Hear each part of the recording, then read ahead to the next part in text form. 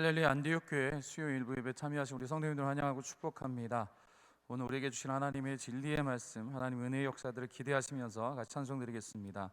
259장 찬송입니다. 259장 우리 힘차게 손뼉치면서 찬송드리겠습니다.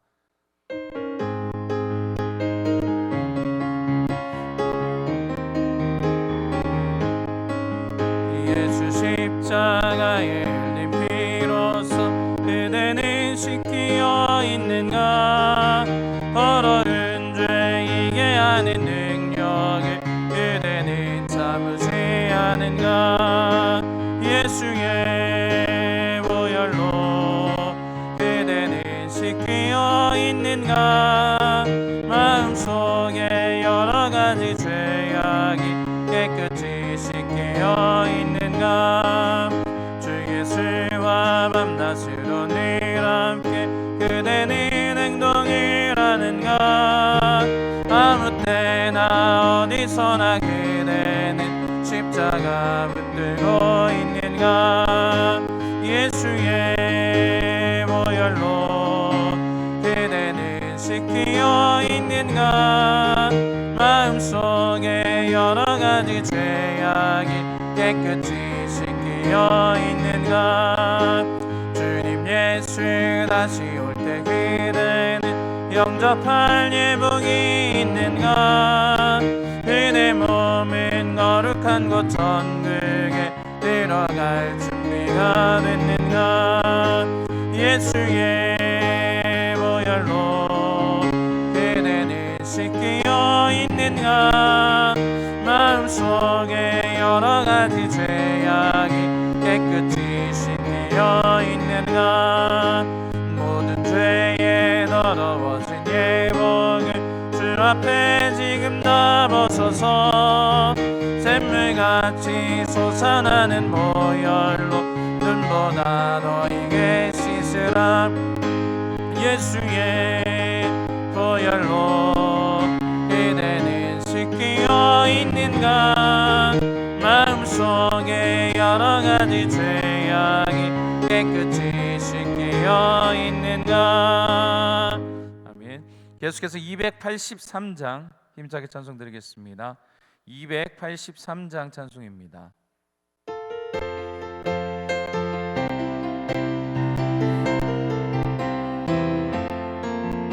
나 속죄함을 받으는 한없는 기쁨을 나의 아닐 수 없어서 늘 찬송합니다.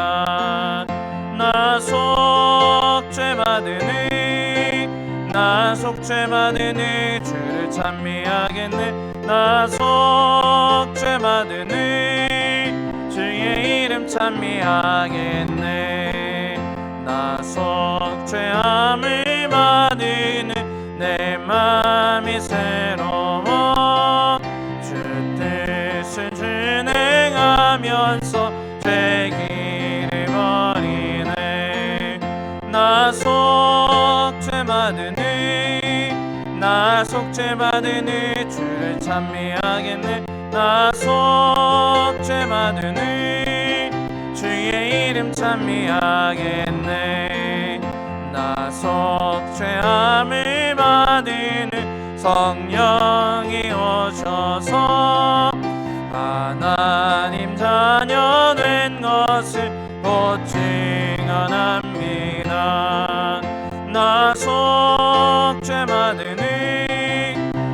속죄받으니 주를 찬미하겠네. 나 속죄받으니 주의 이름 찬미하겠네.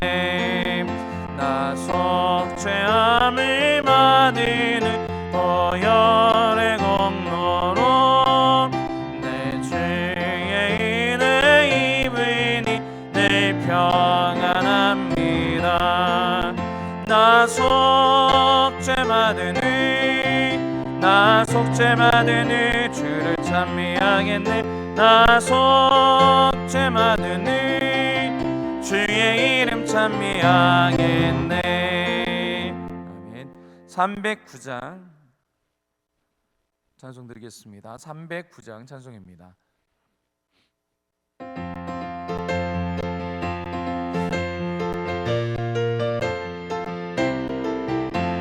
목마른 내 영혼 주가 이미 허락한 그 귀한 영생수 주여 갈망합니다. 그 약속 따라서 힘써간 구원이 오 주여 내 기도 어서 들어주소서. 예수의 사랑 예수의 사랑 바다 물결같이 내게 임하니 영광의 물결에 온전히 쌓여서 내 영혼의 기쁨 한량 없도다. 주 내게 약속한 큰 비 내려주시려 은혜의 저 그림 건너편에 떠올라 그 귀한 징조가 내게 밝히 보이니 나 힘을 다하여 주께 간구합니다. 예수의 사랑 예수의 사랑 바다 물결같이 내게 임하니 영광의 물결에 온전히 쌓여서 내 영혼의 기쁨 한량 없도다. 은혜의 소낙비 지금 흡족히 내려 구원의 큰 강물 흘러차고 넘쳐서 내 주한 모든 죄 모두 씻어버리니 나 지금 은혜를 충만하게 받았네. 예수의 사랑 예수의 사랑 바다 물결같이 내게 임하니 영광의 물결에 온전히 쌓여서 내 영혼의 기쁨 한량 없도다. 그 차고 넘치는 주의 은혜의 물결 힘차게 밀려와 내게 만족합니다. 오 할렐루야로 주를 찬송하오니 내 맘의 기쁨이 항상 충만함이라.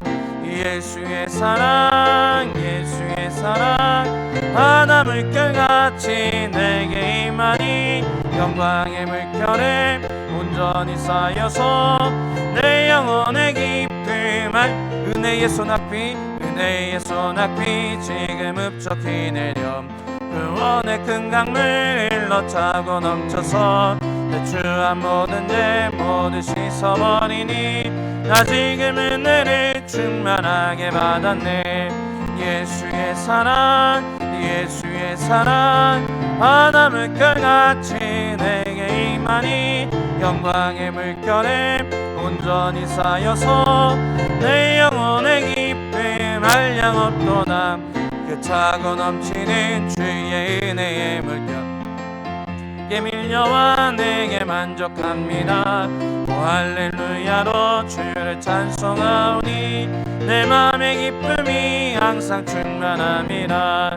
예수의 사랑 예수의 사랑 바다 물결같이 내게 임하니 영광의 물결에 온전히 쌓여서 내 영혼의 기쁨 한량 없도다.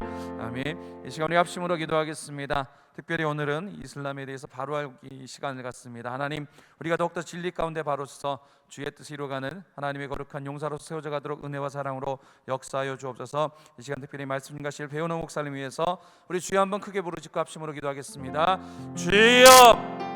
할렐루야. 사랑의 아버지 하나님 감사합니다. 주께서 크신 은혜와 사랑으로 저희 위에 함께하여 주시고 아버지 귀한 은혜와 사랑을 깨달을 수 있는 복된 시간 가운데 갖도록 주신 은혜와 사랑으로 섭리하시고 역사하여 주심을 주님 감사드립니다. 무엇보다 오늘 우리 가운데 다가온 여러 가지 하나님 진리를 왜곡하는 위협 가운데 서 있습니다. 하나님 오늘 이 시간 이 순간 바로 알기를 통해서 하나님 더욱더 우리가 하나님의 뜻 안에 바로 서기를 원합니다. 거짓된 것에 속지 않게 하여 주시고 하나님의 진리를 바라보며 주의 거룩한 역사 가운데 가시는 하나님의 거룩한 백성들로 설 수 있도록 주의 은혜와 사랑으로 섭리하시고 주님 역사하여 주옵소서. 함께 하시며 또 수요일 예배로 주님의 저희와 함께 예배드리며 또 말씀을 묵상하며 함께 주님께 예배드리며 영광 돌리게 하심을 감사드립니다.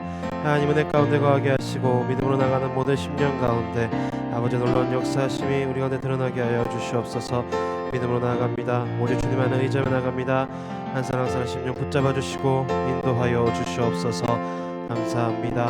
사랑합니다. 살아 역사하시는 예수 그리스도 이름으로 기도드립니다. 아멘. 자, 우리 나는 예배자입니다. 함께 찬양으로 영상으로 고백하며 묵상하겠습니다.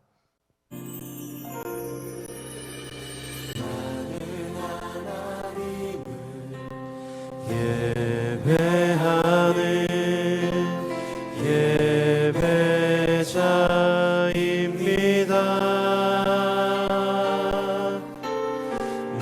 내가 서 있는 곳 어디서나 하나님을 예배합니다. 내 영혼 거룩한 은혜를 향하여 내 마음 완전한 하나님 향하여 이곳에서 바로 이 시간 하나님을 예배합니다.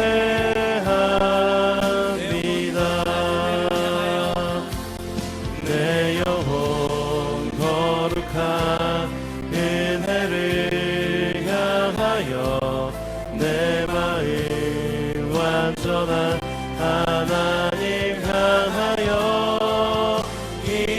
이곳에서 바로 이 시간 하나님을 예배합니다.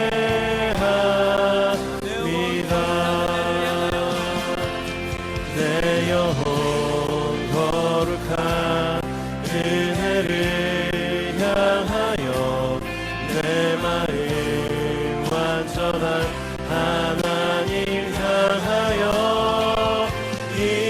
이곳에서 바로 이 시간 하나님을 예배합니다. 우리 옆에 있는 분에게 한번 이렇게 고백하겠습니다. 우리는 하나님을 섬기는 예배자입니다. 이 시간 합심으로 기도드릴 때 우리가 온전히 주님을 섬기는, 우리가 고백한 대로, 우리가 찬양한 대로 우리는 하나님만을 섬기는 하나님의 예배자로서의 삶을 살아갈 수 있도록 어디서든 어떤 삶을 살아가든 온전히 하나님만을 섬기는 예배의 삶을 살아갈 수 있도록 하나님 우리를 붙잡아 주시고 인도하여 주시옵소서.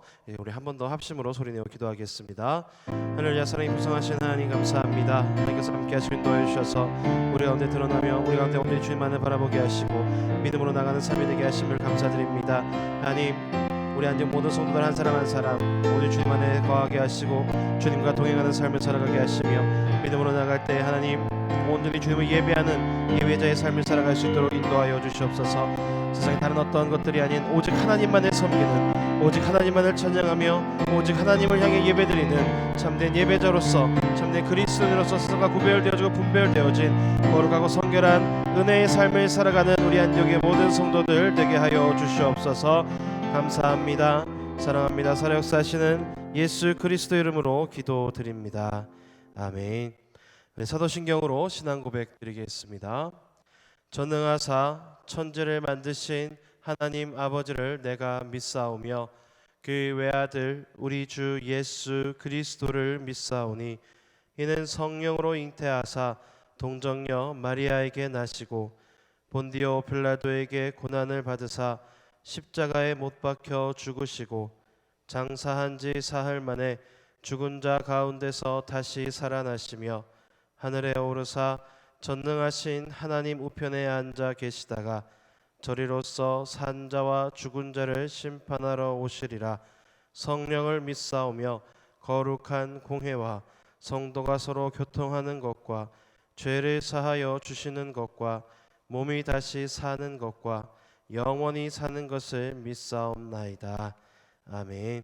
우리가 이렇게 함께 신앙을 고백하고 우리의 믿음을 고백하는 것도 고백하면서 또 한 가지 더 주님께서 우리에게 주신 우리의 삶의 목적들, 목표들을 향해 달려나갈 때에 우리가 그냥 나가는 것보다 우리가 함께 이 공동체 가운데 주님께서 허락하신 이 목적을 한 목소리로 또 한 마음으로 고백하고 그 목적을 향해서 달려나가는 삶도 우리 그리스도인의 삶 가운데 매우 중요한 삶이라고 생각이 됩니다.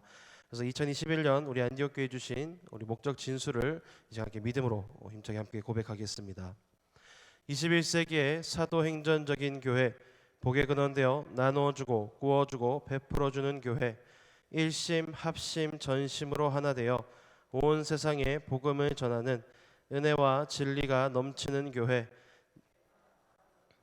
우리 안디옥 교회. 우리가 목적대로 고백한 대로 우리 안디옥 교회를 또 하나님께서 인도하여 주시고 또 우리의 삶을 함께 인도하여 주셔서 언제나 주님께서 우리에게 맡겨주신 그 사명대로 살아가는 삶이 됨을 믿습니다.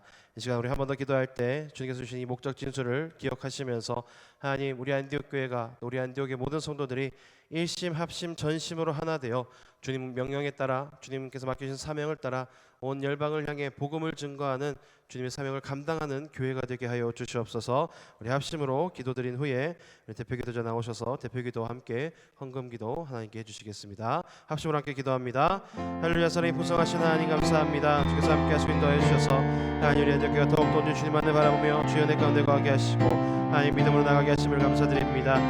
21세기의 사도인도적인 교회로서 복의 근원되어 나누고 꿔주고 베풀어주는 교회, 일심 합심 전심으로 하나 되어 나아갈 수 있는 귀하고 복된 교회가 될 수 있도록 주님의 사명을 능히 감당하는 주님의 몸된 교회 될 수 있도록 아버지 역사하여 주시옵소서. 또한 우리 안디옥의 모든 온전히 주님께서 계신 귀한 사명들을 기억하며 믿음으로 고백하며 하나님 그 고백한 대로 삶 가운데 실천하며 살아갈 수 있는 삶이 되게 하셔서 먹든지 마시든지 무엇을 하든지 다 하나님의 영광 위에 살아가는 우리 안디옥의 모든 성도들 되게 하여 주시옵소서. 오늘 예배의 시작과 끝을 주님의 손에 올려드립니다. 하나님께서 주장하여 주시고 주님 홀로 영광 받으시는 거룩한 산제사가 되게 하여 주시옵소서. 감사합니다. 사랑합니다. 사역사시는 예수 그리스도 이름으로 기도드립니다. 아멘. 사랑과 은혜가 풍성하신 하나님, 저희를 사랑하여 주셔서 언제나 주님의 모습을 닮아가는 은혜의 삶을 살게 하심을 감사드립니다. 어지럽고 혼탁한 세상 가운데 다시금 말씀을 통하여 영적 개혁을 이루어 오직 말씀, 오직 은혜, 오직 믿음, 오직 예수 그리스도, 오직 하나님께 영광을 기억하고 믿음의 삶 가운데 지키며 살아가는 안디옥의 모든 성도 되게 하심을 감사드립니다. 좋으신 하나님, 이 나라 대한민국 위에 주의 은혜를 다하여 주옵소서. 주님의 말씀 아래 거하는 나라가 되기를 원합니다. 이 땅을 혼란하게 하는 거짓과 악한 영들의 괴계를 도말하여 주시고 오직 말씀을 따라 주님의 궁유를 누리는 나라가 되게 하여 주옵소서. 동성애, 동성원, 평등법 등 국민을 속이는 거짓된 인권의 법이 제정되지 못하게 하시고 이 거짓 선동의 도구가 되는 불의한 세력들이 이 땅에서 사라지게 하여 주옵소서. 거짓 평화의 주구가 되어 있는 저 북한의 김정은 공산정권을 물리쳐 주시고 이 땅에 오직 하나님의 은혜와 진리를 통한 평화 통일이 이루어지게 하여 주옵소서. 예비하신 하나님, 이 땅에 안디옥 교회를 세우셔서 이 어지러운 시기에 주님의 뜻을 이루어가게 하심을 감사드립니다. 21세기의 사도행전적인 교회로서 성령의 역사하심을 따라 복음을 전하며 성교에 앞장서는 교회가 되게 하시고 거짓 영들과의 영적 싸움에서 하나님의 아버지의 진리의 말씀에 우뚝 서서 복음의 증인으로 서가는 교회가 되게 하심을 감사드립니다. 세우신 안희 목사님을 중심으로 온 성도들이 일심전심 합심의 마음으로 하나 되어 주의 일을 감당하며 오직 하나님께 영광 돌리는 교회가 되게 하여 주옵소서. 무엇보다 안디옥의 다음 세대를 기억하여 주시고 어린 요셉 포도원에서 청년 여호수아 갈렙에 이르기까지 안디옥의 자녀들이 어디서나 하나님의 자녀로서의 삶을 잊지 않는 성결의 지혜를 갖게 하시고 계획하고 준비한 모든 걸음 속에 주님의 형통과 축복을 누리며 사는 복된 삶을 살게 하여 주옵소서. 무엇보다 앞서 기름 세우신 한희 목사님께 성령의 권능으로 늘 함께하여 주시고 무엇보다 이 약한 세대의 주님의 진리를 위해 여러 사명을 감당하실 때 영육의 강건함으로 함께하여 주옵소서. 무엇보다 주님의 일을 이루어가는 모든 걸음 가운데 영권, 인권, 물권으로 함께하여 주시고 세우신 자리마다 돕는 일꾼을 세워주셔서 주의 진리를 전하며 주님의 거룩한 일을 도모하며 능력 있게 하나님의 거룩한 사역을 감당할 수 있도록 주의 권능과 능력으로 붙잡아 주옵소서. 사랑의 하나님, 저희를 사랑하여 주셔서 무엇보다 우리의 신앙의 잠재적 커다란 위협이 되는 이슬람에 대해서 일찍 깨우칠 수 있는 시간을 허락하여 주심을 감사드립니다. 하나님, 오늘부터 2주간 수요 예배 진행되는 이슬람 바로 알기를 통해 우리의 신앙을 더욱더 견고히 하고 우리 주변에 다가오는 여러 거짓 종교와 이단에 대해서 경각심을 갖고 깨어있는 성도들이 되도록 성령께서 역사하시고 함께하여 주옵소서. 오늘 귀한 시간을 통하여 말씀을 전하시는 배우는 목사님께 성령의 지혜와 권능으로 함께하여 주시고 말씀 전하시는 모든 시간 속에 성령의 강권적인 능력으로 기름 부어 주옵소서. 말씀을 듣는 안디옥 모든 성도들이 아멘으로 주님의 말씀을 받아 진리에 굳게 서서 거짓을 구별하고 주의 진리를 나누며 전하는 증인의 삶을 결단케 하여 주옵소서. 주님의 풍성한 은혜 감사하여 이 시간 준비한 예물을 주님 앞에 올려드립니다.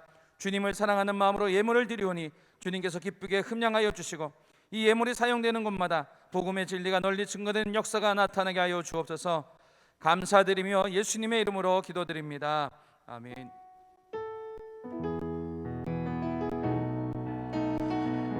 우리의 기도를 응답해 주시네. 우리의 기도를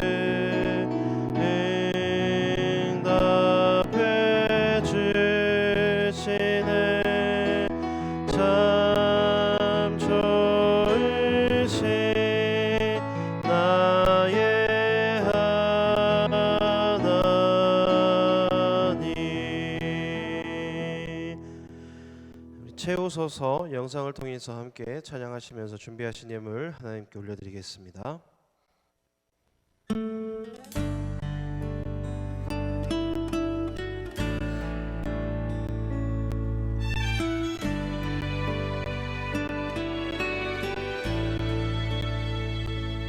아버지 날 채우소서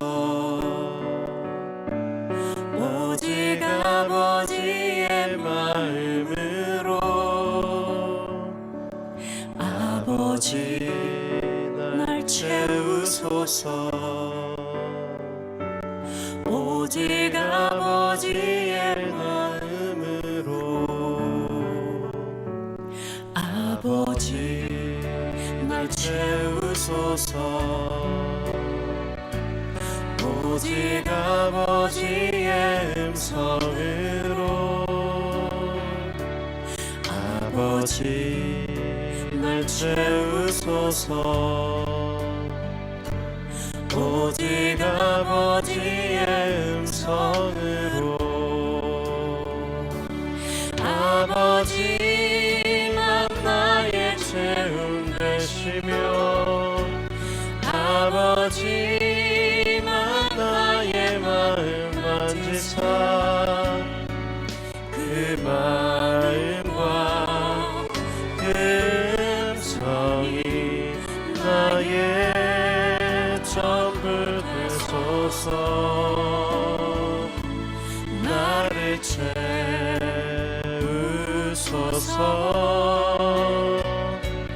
내게 부으소서.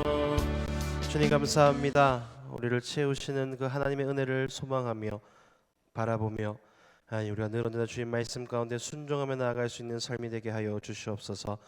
우리의 삶에 주님의 말씀으로 주님의 은혜로 주님의 축복으로 풍성하게 만족함으로 채워주시며 우리가 그 은혜를 더욱더 풍성히 누리고 받은 은혜들을 나눠주고 꾸어주고 베풀어주는 넉넉한 믿음의 삶을 살아가는 우리 안디옥의 모든 성도들 되게 하여 주시옵소서. 이 시간 주님의 은혜와 사랑에 감사하여 정성껏 준비한 예물을 드렸습니다. 향기로운 예물로 흠양하시고 주님의 크신 축복과 은혜를 30배, 60배, 100배로 누르고 흔들어 넘치도록 채워 주시옵소서. 풍성히 은혜를 누리며 받은 은혜를 나만 누리는 것이 아니라 알지 못하는 많은 이들에게 나누고 꾸어주고 베풀어주며 주님의 영광을 드러내는 삶을 살아가게 하시고 오직 하나님께 영광 돌리는 우리 안디옥의 모든 성도들 되게 하여 주시옵소서. 이 시간 함께 말씀을 나눌 때에 또 깊은 깨달음의 영을 허락하여 주시고 우리가 더욱더 깨어 이 시대를 향해 더욱더 복음을 증거하며 주님의 역사하심을 선포하며 나아가는 귀하고 복된 은혜의 삶을 살아가게 하여 주시옵소서. 감사합니다. 사랑합니다. 살아 역사하시는 예수 그리스도 이름으로 기도드립니다. 아멘. 할렐루야. 늘 언제나 하나님을 찬양하며 예배하는 삶의 모습들이 여러분들의 삶 가운데 가득하기를 주님의 이름으로 축복합니다. 우리가 말씀 나누기 전에 지난주 말씀을 한번 되새김질하는 시간을 갖도록 하겠습니다. 우리 성찬주일 누가복음 20장 23절에서 24절 말씀을 본문으로 개혁은 개안입니다 라는 제목으로 말씀을 나누었습니다. 주신 말씀을 마음에 새기기 위해 말씀의 대지를 가지고 기도 제목들 우리 함께 고백하겠습니다. 개안이 이루어져 하나님의 말씀을 바로 보며 사는 개혁을 이루게 하소서. 개안이 이루어져 나 자신을 바라보며 사는 개혁을 이루게 하소서. 개안이 이루어져 나 자신의 환경을 곧게 살펴 바로 보고 사는 개혁을 이루게 하소서. 개안이 이루어져 미래를 바라보며 사는 개혁을 이루게 하소서. 개안이 이루어져 좌우로 치우치지 않고 바로 보며 사는 개혁을 이루게 하소서. 예수 그리스도 이름으로 기도드립니다. 아멘. 우리 지난주에 주신 말씀들 기억하시면서 늘 삶 가운데 주님께서 우리의 눈을 열어주시고 우리의 육적인 눈이나 영적인 눈을 열어주셔서 삶 가운데 바른 개혁, 신실한 개혁들을 이루며 성도로서 신실한 성도로서 삶을 살아가기를 소망하고 또 결단하는 우리 안디옥의 성도 여러분들 되시기를 주님의 이름으로 축복을 드립니다. 오늘은 우리가 좀 지난주에 이제 책자를 나눠드린 것과 같이 이슬람에 대해서 좀 함께 좀 알아보는 시간을 갖도록 하겠습니다. 근데 이게 사실 저도 대학교 다닐 때 이제 수업을 들었던 이슬람 학을 수업을 들었던 내용을 이제 다시 정리를 한 건데 이제 한 학기짜리죠. 3개월 동안 3학점짜리입니다. 그러니까 하루에 수업을 들으면 이제 3시간 수업을 들어서 이제 한 학기 동안 수업을 듣는 내용인데 이거를 두 번으로 이제 나누려고 하니까 내용이 너무 이제 아무래도 너무 방대해서요. 어떻게 해야 될까 이제 고민을 하다가 책자를 보신 분들은 알겠지만 전체적인 그 이슬람의 역사는 일단 조금 제외는 했습니다. 네, 양이 너무나 많기 때문에 이게 뭐 두 번에 나눠서 할 수 있는 양은 아니고요. 그래서 우리가 이번에 두 번에 걸쳐서 함께 나누게 될 것은 이제 이슬람에 있어서 주요 우리가 알아야 되는 이제 주요 이슬람의 이제 용어들과 이슬람에서 믿는 어떤 그 신앙의 기둥들, 주요 그 신앙의 어떤 교리들을 좀 같이 간단하게 좀 살펴볼 거고요. 그리고 그것을 살펴보면서 우리가 그리스도인으로서 기독교인으로서 이 이슬람을 어떻게 대해야 하고 또 우리가 어떻게 신앙생활을 하고 우리 교회가 어떠한 방향으로 나아가야 할 것인가에 대해서 그렇게 나눠서 한번 좀 살펴보려고 합니다. 그래서 이제 전체적인 이제 내용들은 이제 가면서 우리가 시간을 맞춰서 보면서 이제 나눠서 두 번에 나눠서 한번 좀 해보도록 하겠습니다. 네. 그래서 우리 이슬람 바로 알기에 대해서 이슬람에 대해서 얼마나 알고 계십니까? 라는 부제를 가지고 우리가 함께 좀 살펴보려고 합니다. 우리가 이슬람에 대해서 이제 듣는 이야기들은 주로 이제 어디서 듣습니까? 뉴스를 통해서 듣게 되죠. 뉴스나 혹은 뭐 영화를 좋아하시는 분들은 이제 외국 영화에서 간간히 등장하는 어떤 그런 내용들을 통해서 우리가 접하게 됩니다. 그래서 우리가 가장 최근에 들었던 이 이슬람에 대한 소식들은 아무래도 가장 유명한 IS 그리고 가장 최근은 이제 아프가니스탄 사태, 탈레반 사태를 통해서 이제 이런 특히나 이제 테러에 대한 이야기들을 굉장히 많이 접하게 되죠. 유럽이나 세계 여러 나라로 피난을 간 난민들의 소식들을 통해서 우리가 이 이슬람에 대해서 좀 자주 접하게 됩니다. 그래서 특히나 이제 IS라고 불리는 이슬라믹 스테이트, 이슬람 국가입니다. 굉장히 많은 사람들이 이들에 대해서 두려워 떨게끔 이제 만드는 굉장히 무서운 테러의 모습들을 우리가 자주 접하게 되죠. 근데 이 IS는 이슬람 국가의 약자입니다. 이슬라믹 스테이트, IS 약자인데 이슬람교도 기독교나 다른 종교랑 마찬가지로 여러 종파들이 나눠져 있습니다. 하나가 아니라 우리 기독교도 뭐 장로교, 침례교, 뭐 이렇게 감리교 이렇게 나눠져 있듯이 이슬람도 이제 여러 종파들이 있는데 그 중에서 가장 큰 종파 중에 하나인 수니파라고 하는 무장 단체를 이야기합니다. 그래서 이 수니파는 이따가 이제 뒤에 가서 자세하게 살펴보겠지만 이 아랍어로 이제 꾸란과 순나를 따르는 사람들이라는 뜻입니다. 그래서 꾸란은 우리가 잘 알고 있는 우리가 흔하게 알고 있는 코란입니다. 이슬람 이제 그 친구들 단어로 발음으로는 이제 꾸란이라고 단어를 하는데 이제 알라가 마지막 선지자인 모하메트에게 준 마지막 계시로 기독교로 치면은 성경책입니다. 이슬람교의 경전인 꾸란이고 순나라고 하는 거는 이 마호메트의 말과 행동 그리고 그가 수행했던 것들을 이제 기록한 책으로서 이슬람교를 따르는 무슬림이라고 하죠. 무슬림들이 삶의 모델로 삼는 것들을 이야기합니다. 그래서 이 IS라는 무장 단체의 사상의 뿌리가 되는 것이 이슬람이기 때문에 이제 여기에 대한 관심들이 이제 쏠리고 있게 되죠. 그래서 이제 미국의 여론조사 기관 한 여론 리서치 센터에서 지난 2015년에 내놓은 통계에 보면은 이슬람교가 이제 곧 기독교를 앞질러서 세계 최고의 종교가 될 것이다라고 전망을 하고 있습니다. 그래서 우리로 하여금 좀 경각심을 갖게 하는 일들이 일어나고 있죠. 들어가는 글에도 말씀을 드렸지만은 정작 이 이슬람에 대해서 우리는 크게 이제 와닿지 않는 경우들이 많습니다. 왜냐하면은 정작 우리나라에서는 그렇게 우려했던 폭탄 테러나 이런 것들이 잘 일어나지 않고 있을 뿐더러 지금 당장 우리가 살고 있는 포항 지역에서 이슬람 사원이나 뭐 이슬람교를 믿는 사람들을 혹시 자주 만나보신 적 있으십니까? 없죠. 그렇기 때문에 좀 거기에 대해서 더 관심이 좀 덜한 경우들도 있습니다. 그래서 어떻게 보면 때로는 이슬람교에 대한 이제 방관, 무지에 있어서 우리가 좀 별로 신경을 안 쓰는 경향들이 너무나 많이 있지만 우리가 더 이상 이런 부분들에 대해서는 방관할 수 없는 이유 중에 하나가 이미 대한민국의 이슬람을 믿는 무슬림들이 약 26만 명입니다. 그래서 26만 명이 적은 숫자는 아니죠. 굉장히 많은 숫자입니다. 전국 곳곳에 우리가 알지 못하는 이제 모스크들, 이슬람 사원들이 세워지고 있습니다. 그래서 우리가 이번 강의를 통해서 이 기독교를 위협하는 이슬람을 알고자 하는 지피의 자세, 이슬람이 어떤지 그건 자세와 우리가 받은 예수 그리스도의 그 신앙을 더욱더 굳게 하는 지기의 자세를 가지는 계기가 되었으면 좋겠습니다.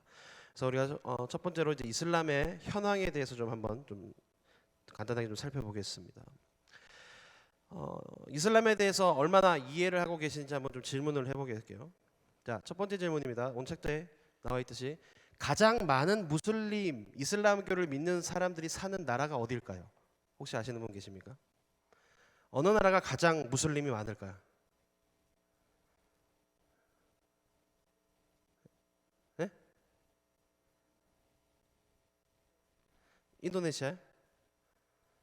오, 그렇죠. 인도네시아입니다. 약 2억 600만 명입니다.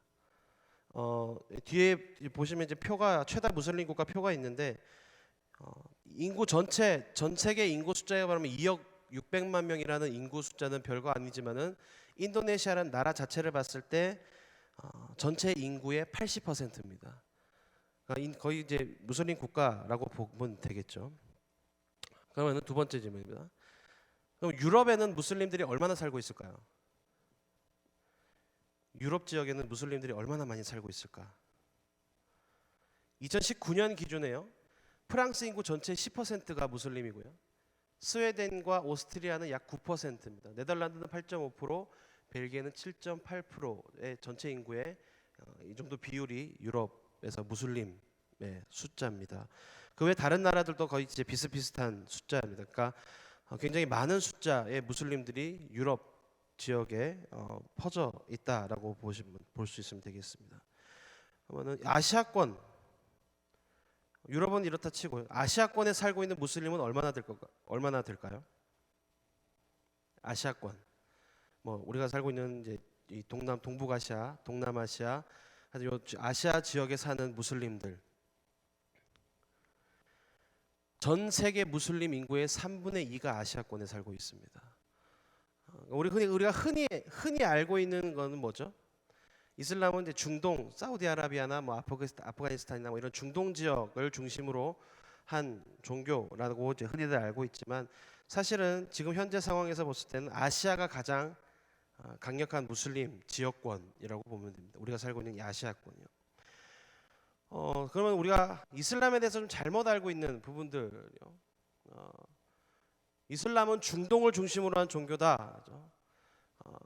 일단 탄생은 중동에서 시작했지만 중동 지역의 인구는 전 세계 인구의 6분의 1 혹은 6분의 2에 불과합니다. 나머지는 다 아시아나 유럽 쪽으로 이제 퍼져 있는 상황인 거죠. 그리고 이슬람은 아랍인들만의 종교다. 근데 순수 아랍인의 정의는 뭐죠? 아라비아 반도, 사우디아라비아 지역 반도에 살고 있는 아랍어를 쓰는 사람이 아랍인이라고 하는 정의를 한다면은 이슬람은 아랍인들만의 종교가 아니라 이미 전 세계인의 종교로 확산되었다라고 이야기할 수 있습니다.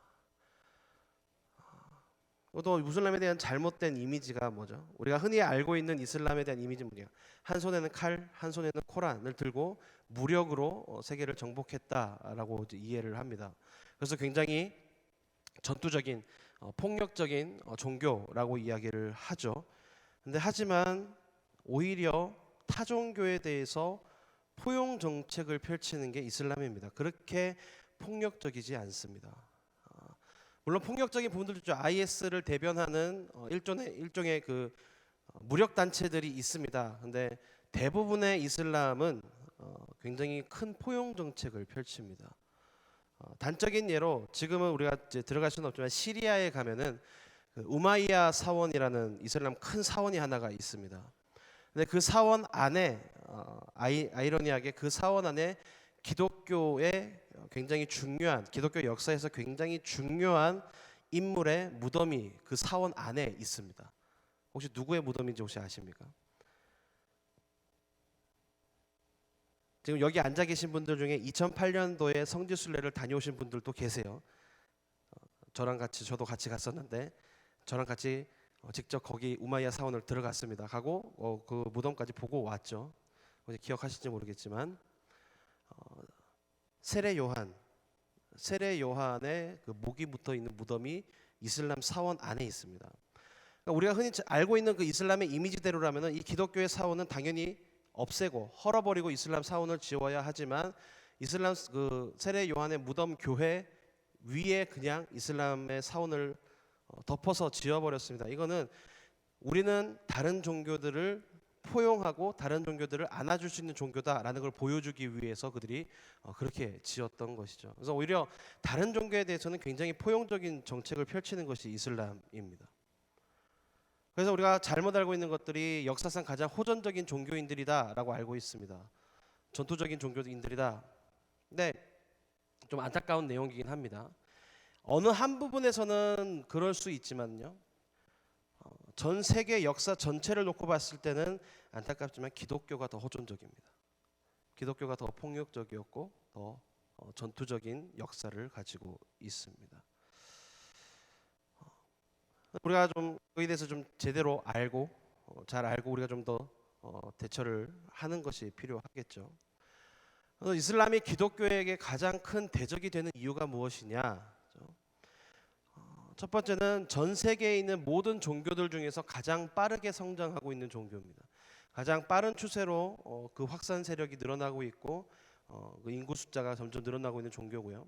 두 번째는 이게 가장 큰 이유가 될 텐데 기독교 이외에 선교를 꿈꾸는 유일한 종교입니다. 다른 종교는 선교에 대한 그 어떤 그런 것들이 없습니다. 불교도 그렇고요, 뭐 힌두교나 뭐 다른 것들도 그렇고 뭐 이런 선교에 대한 내용들이 없지만 이슬람은 유일하게 세계 선교를 목표로 하고 있습니다. 기독교와 더불어서 단 두 종교만이 세계 선교를 이제 목표로 삼고 있죠. 그렇기 때문에 우리가 여기에도 경각심을 가질 필요가 있습니다. 그래서 이 책자를 보시면은 첫 번째 페이지에 보면은 이제 이슬람의 성장에 대해서요. 2010년 통계입니다. 좀 11년 전에 통계긴 하지만은 이게 전체 인구를 통계하다 보니까 이제 매년 통계를 낼 수는 없고 그 통계 자료가 좀 연차 수가 오래됩니다. 그래서 2010년 통계를 기준으로 봤을 때 전 세계 인구의 약 23%입니다. 약 16억 명이 이슬람 인구고요. 그래서 이게 2010년에서 2050년까지 어떻게 성장할 것이냐? 이슬람은 약 63%의 성장을 예측합니다.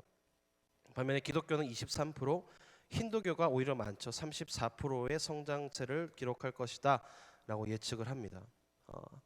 이 급격한 성장의 원인은 다른 거 없습니다. 출산입니다. 이 이슬람, 특히나 이제 아랍 쪽 사는 이 이슬람교를 믿는 사람들은 한 가정에 보면은 기본이 4명, 5명 그렇습니다. 열 몇 명 되는 가족들도 있고요. 그러니까 출산이 곧 그 종교의 성장. 그러니까 자녀의 어떤 의사나 의지는 필요 없습니다. 그러니까 내가 부모가 무슬림이면은 자녀도 당연히 무슬림인 것이죠. 무슬림인 남자와 결혼을 했습니다. 그럼 그 부인도 당연히 무슬림으로 받아들입니다. 부인의 의사가 나는 무슬림이 아니에요. 아니요, 필요 없습니다. 넌 나랑 결혼했으니까 당신도 무슬림입니다. 내 자녀니까 너도 무슬림입니다. 그렇기 때문에 이 출산으로 인해서 굉장히 그 인구수가 점점 굉장히 폭발적으로 늘어나게 되죠. 이 종교별 합계 출산율을 보면요, 이슬람이 평균 3.1명, 기독교가 2.7명입니다. 힌두교가 2.4명이고 뭐 무교가 1.7명, 불교가 1.6명. 근데 이게 2010년 자료인데요. 가장 최근의 자료들을 보니까 기독교는 오히려 줄었습니다. 2.7에서 더 줄었고요. 이슬람은 오히려 더 늘었습니다. 평균 출산율이요. 그러니까 이게 계속 오면서 20세기 들어서 오히려 이제 급성장을 하게 되죠. 20세기 들어서 약 594%가 성장을 합니다. 전 세계 인구가 성장한 비율이 370% 정도입니다. 그러니까 전 세계 인구가 성장하는 것보다 이슬람 인구가 성장한 게 200%더 많았다는 얘기죠. 굉장히 높은 성장률입니다. 그래서 아직까지는 기독교가 전 세계에서 1위, 인구 수도 그렇고 퍼져 있는 것도 그렇고 1위지만은 이런 추세로 가다가는 2050년, 제가 봤을 때 2050년이 되기도 전에 아마 이슬람이 전 세계 최대의 종교로 바뀌게 될 가능성이 더 많지 않을까라고 생각이 됩니다. 그래서 전 세계 이제 무슬림들이 어떻게 분포되어 있냐? 아까 봤듯이 아시아 쪽에 가장 많습니다. 56%가 아시아권에 있고요. 중동과 아프리카가 36%, 유럽과 러시아권이 7%, 미주에 1% 정도가 있습니다. 아프리카 대륙을 봤을 때 아프리카 대륙에 있는 전체 나라가 기독교가 주요 종교인 국가가 31개고요. 이슬람인 주요 국가가 23개국입니다. 근데 아시아는 기독교가 주요 종교인 국가는 3개뿐이고요. 이슬람이 주요 종교인 국가는 26개입니다. 그러니까 아시아권에서 굉장히 많은 강세를 드러내고 있죠. 그래서 이제 책자에 보시면은 이제 최다 무슬림 국가들이 이제 1위부터 20위까지 쭉 무슬림 비율 전체 인구에 대해서 이제 나와 있는데, 이것이 더 우리가 좀 무섭게 생각해야 되는 이유는 뭐냐면 우연히 어떻게 자연들을 많이 낳아서 그렇게 된 것이다가 아니고요. 의도적으로 이슬람이 계획하에 이루어진 일들이라고 하는 사실입니다. 1970년대에 중동 지역에서 중동 전쟁 이후에 이제 국제 원유가가 급상승하게 됩니다. 오일 쇼크라고 얘기를 하죠, 우리가. 이 오일 쇼크 이후에 7년 동안 이제 이 중동 지역에 기름을 생산하는 어떤 이 설비 투자를 비용을 제외한 남은 잉여 자금이 약 3,500달러였다고 합니다. 440조 우리나라 환율로 치면요. 이 중에 20%입니다. 약 90조 가량, 90조에서 100조 되는 가량의 자금을 이슬람의 부흥과 선교를 위해서 사용되어졌습니다. 그러니까 굉장히 많은 돈이 들어갔죠. 그래서 1970년대부터 이제 의도적으로 세계 선교를 계획하고 꿈꾸면서 이제 일들을 진행하기 시작을 합니다. 그래서 가장 대표적으로 진행을 했던 게 첫 번째가 이제 책자 3페이지입니다. 이슬람을 타 종교로부터 방어합니다. 그래서 이슬람 국가 내에 중동 지역의 선교사들의 입국을 거부하고요. 기존에 들어왔던 선교사들을 추방하기 시작합니다. 그러니까 중동 지역, 이제 사우디아라비아나 이런 지역들을 중심으로 해서 기독교를 이제 법으로 선교를 금지하는 이제 일들을 이제 계획을 하고요. 그러면서 이제 기존에 있던 이슬람 국가의 개혁을 이루기 시작합니다. 그러니까 서구 친화적인 부패한 이슬람이 아니라 원리주의적인 이슬람, 그러니까 적당히 타협하고 이슬람의 어떤 기존의 교리를 좀 느슨하게 해서 사람들이 좀 쉽게 할 수 있게끔 하는 어떤 그런 것들은 부패했다라고 생각을 하고, 이 부패한 것들을 다 정리를 하고 강압적인 원리주의적인 이제 오직 진짜 이슬람의 교리로만 딱 자리 잡힌 이슬람을 선포하고 이슬람 국가들을 이제 개혁을 하기 시작을 합니다. 그리고 이제 이슬람의 세계 선교를 개혁을 하면서 이집트를 중심으로 약 수만 명의 이 코란 선교사들이죠. 우리라고 치면 우리도 선교사지만 이 이슬람 선교사들을 전 세계적으로 파송을 하기 시작을 합니다. 그래서 1974년 당시에 이제 이집트 대통령의 자문이었던 사이드 하산 무하마드가 세계 무슬림 공동체를 강화시키기 위해서 세 개의 목표를 제시를 합니다. 모든 나라에 이슬람 지부를 설치한다고요. 두 번째는 디아스포라 무슬림 신학대학을 설립한다였습니다. 그래서 이거는 어린 나이부터 전문적으로 이슬람교를 가르치고 이슬람의 교리를 가르치고 이제 훈련시킨다 해서 약 9세에서 10세, 9살부터 10살 정도부터 교육을 시작합니다. 이 이슬람에 대해서. 그래서 어린 시절부터 이제 교육을 시작을 하고요. 그래서 세 번째는 이제 전 아프리카를 이슬람으로 대륙화한다가 목표였습니다. 왜냐하면은 아프리카 아까도 말씀드렸지만 아프리카 전체를 봤을 때 반 이상이 기독교가 주요 종교인 국가이기 때문에 이것을 이제 다 뒤집어서 아프리카 전 대륙을 이제 이슬람화 시킨다를 목표를 세우고 활동을 시작을 하게 되죠. 그래서 76년에 이제 런던에서 있었던 이슬람 국제 회의에서 이슬람 세계화에 대한 꿈을 나누고 이후에 76년 이후에 약 400여 개의 모스크가 세계 곳곳에 새롭게 건축이 됩니다. 그래서 이들의 목표, 선교 목표는 딱 하나입니다. 이슬람화입니다. 이슬람화. 단순한 개종이 아니라 삶의 모든 것을 바치는 것이고요. 정치, 경제, 문화 등 삶의 모든 부분에 대한 이슬람화를 계획하고 이제 준비를 합니다. 그래서 제가 수업을 들을 때 교수님께서 하신 말씀 중에 하나가 이슬람은 종교가 아니다였습니다. 무슨 말씀인지 혹시 이해하십니까? 이슬람은 기독교는 종교죠. 기독교는 종교입니다. 불교도 종교입니다. 힌두교도 종교고요. 근데 이슬람은 종교가 아니다라고 말씀을 하셨습니다. 이게 무슨 말인가 했더니 이슬람은 종교가 아니라 이들의 삶의 이데올로기라고 이야기를 합니다. 이 말은 쉽게 얘기하면은 단순한 종교가 아니라 이슬람을 믿는 무슬림들에게 있어서 삶의 모든 부분, 살아가는 삶의 모든 부분들에 있어서 영향을 끼치고 삶의 기준점이 되고 가장 베이스가 되는 것이 이슬람. 그렇기 때문에 단순히 종교로 봐서는 안 된다. 책자에도 설명했듯이 단순한 개종을 목표로 하는 것이 아닙니다. 너 기독교 믿지 지금부터 이슬람 종교 바꿔서 이슬람교를 믿어라. 이것이 아니라 삶의 모든 것들을 바치는 겁니다.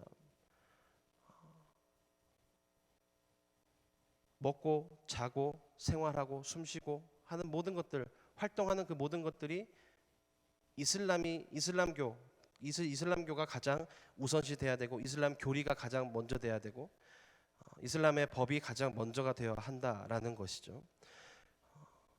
그렇기 때문에 이들의 이슬람 국가들을 보면은 정치, 경제, 문화 등 모든 것들이 다 이슬람화되어 있습니다.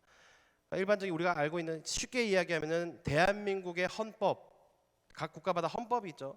이 헌법조차 그냥 이런 법이 아니라 이슬람의 교리를 기본으로 한 이슬람의 이 종교적인 법도를 중심으로 한 법이 나라의 법이 되는 것이죠. 그러니까 모든 부분에 거쳐서 이제 이슬람화를 시켜 나가는 겁니다. 그래서 우리가 단순히 이슬람을 좀 우리가 더 경각심을 가져야 되는 이유 중에 하나가 바로 여기에 있습니다.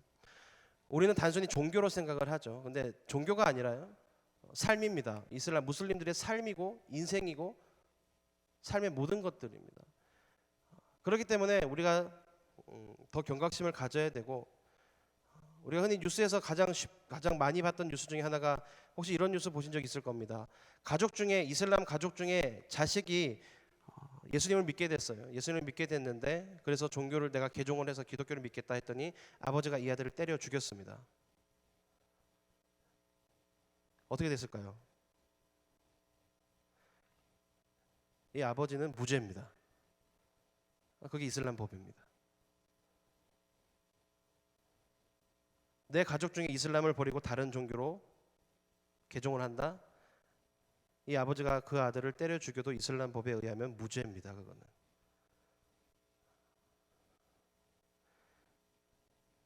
그만큼 그들의 삶에 그것이 완전히 녹아들어 있다라는 것이죠.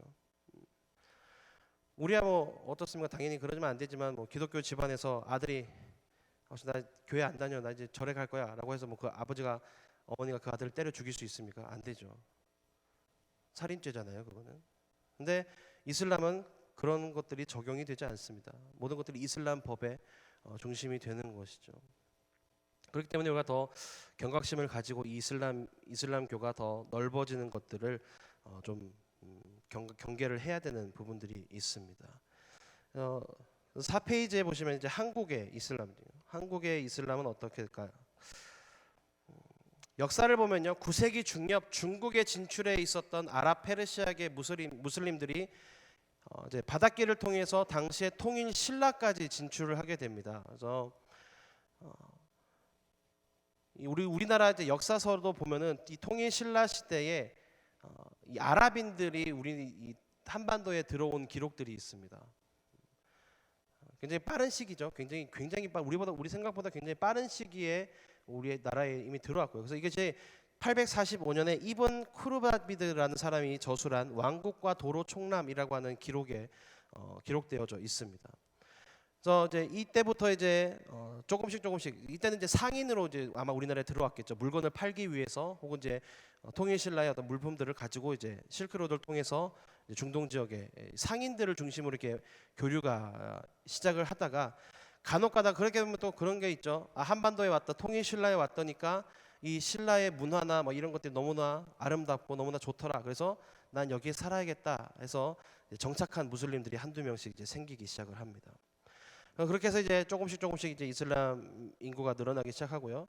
그리고 이제 한국 전쟁 당시에 참전했던 터키 군인들이 이제 한국 이슬람 협회를 이제 발족을 합니다. 그래서 그들이 이제 한국에 정착을 하게 되면서 이제 한국의 이슬람 협회들을 시작을 하게 되고요. 또 1973년부터 79년까지 있었던 중동 건설 붐이 있었죠. 우리나라에서 이제 많은 사람들이 이제 가기도 하고 건설을 하기도 하고 했는데 이제 그때 이제 한국 이슬람교 재단 법인이 인가가 납니다. 인가가 나고 76년에 지금 이제 이태원이죠. 서울 이태원에 가면은 서울 중앙 성원이 있습니다. 한국에서 가장 큰 그리고 가장 오래된 이슬람 사원이 이태원에 가면은 있습니다. 이제 그것이 76년에 이제 준공이 되게 되죠. PPT 바꿔주세요. 그래서 전국에 퍼져 있는 공식된 이슬람 사원입니다. 공식된 이게 제가 그 이슬람 공식 사이트에 가서 이제 확인을 했는데요. 서울 중앙 성원 서울에 있는 것들을 포함해서 총 20개가 있습니다. 공식된 이슬람 사원만. 그래서 있는 지역을 보니까 서울, 부산, 경기, 광주, 전주, 안양, 부평, 안산, 파주, 포천, 전남, 광주, 대구, 김포, 창원, 구미, 김해, 인천, 연천, 양주, 화성, 제주도. 요즘 가장 핫한 게 어디죠? 대구죠. 기존에 센터는 있었습니다.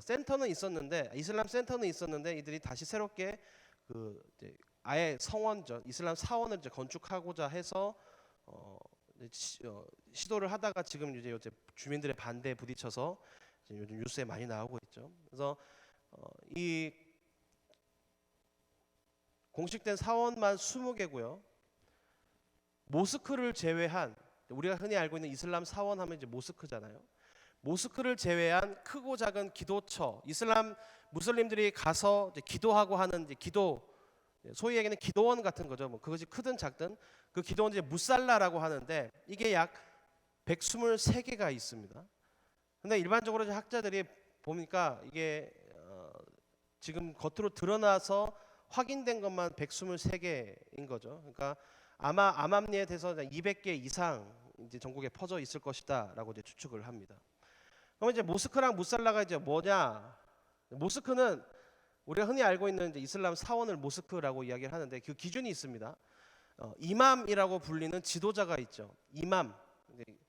우리 교회로 치면은 이제 목회자입니다. 목사나 전도사나 이맘이 있고요. 그다음에 설교할 수 있는 설교단, 요 재단 이걸 민바르라고 합니다. 그것이 이제 세워져 있고 이제 미흐랍이라고 하는 것인데 이건 뭐냐면은 벽을 이제 팝니다. 파서 표시를 하는데 이 벽이 파져 있는 요 방향이 메카, 사우디아라비아에 있는 메카죠. 이슬람의 최대 성지인 메카 방향으로. 그러니까 이 무슬림들은 기도할 때 항상 메카 방향을 향해서 기도를 합니다. 그러니까 모스크에 가면은 자 여기가 메카 방향이니까 이쪽으로 기도하십시오라고 표시를 해놓습니다. 벽을 파서 그거를 이제 미흐랍이라고 하는데 이맘이 있고 민바르가 있고 미흐랍이 다 갖춰져 있는 장소를 모스크라고 구분을 하고요. 무살라는 뭐 이맘이 없는데 민바르나 미흐랍은 있든지 하여튼 뭐 세 가지 중에 하나라도 부족한 이걸 다 갖추지 못한 소규모의 사원 혹은 기도실을 무살라라고 이야기를 합니다. 그래서 보면은 이제 이게 이제 민바르입니다. 요 계단 같이 생긴 거 보이시죠? 이게 민바르입니다. 그러니까 이맘이 여기 올라가서 위에서 앉아서 이제 쿠란을 가르치고 뭐 설교를 하고 이렇게 하는 거거든요. 이거는 이제 좀 화려하게 생겼죠. 이거는 시리아에 있는 우마이야 사원에 있는 민바르입니다.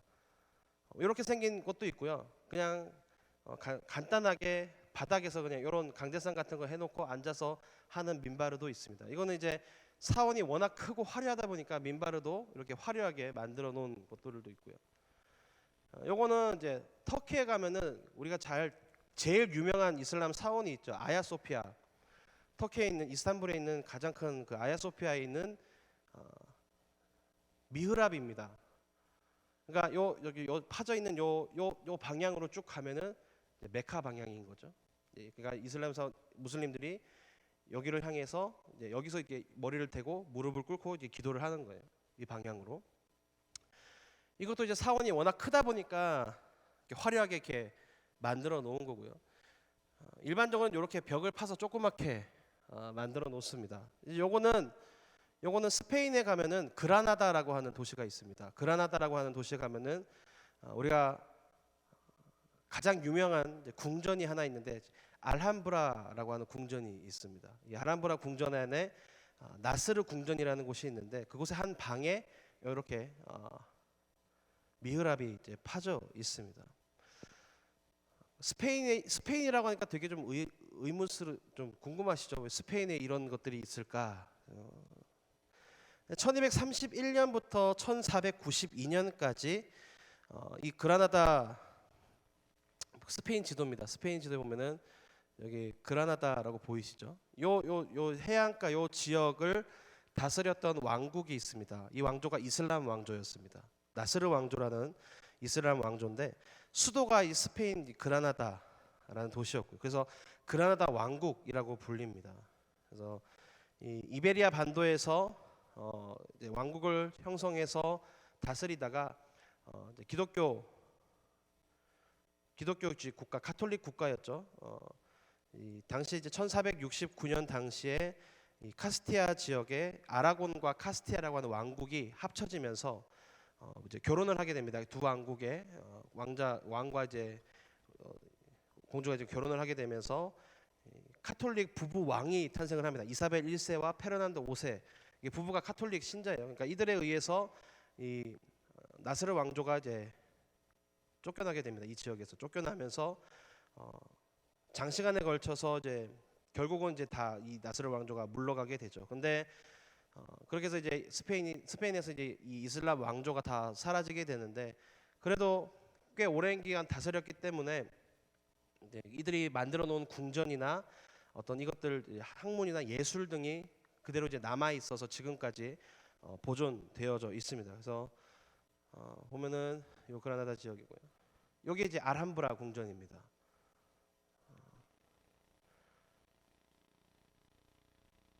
우리가 아마 한 번쯤은 이제 들어보셨을 법한 음악이 있죠.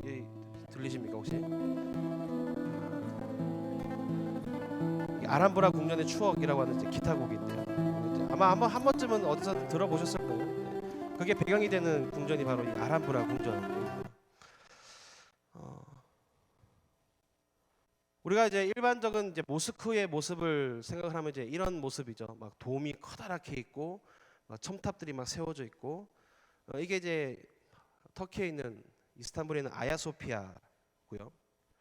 그다음 이게 이제 시리아에 있는 우마이야 사원입니다. 굉장히 크죠. 사람이 서 있는 크기를 비교해 보면은 어마어마하게 큰 사원들입니다. 그리고 이게 어딜까요? 서울에 있는 서울중앙성원입니다. 이태원에 있는.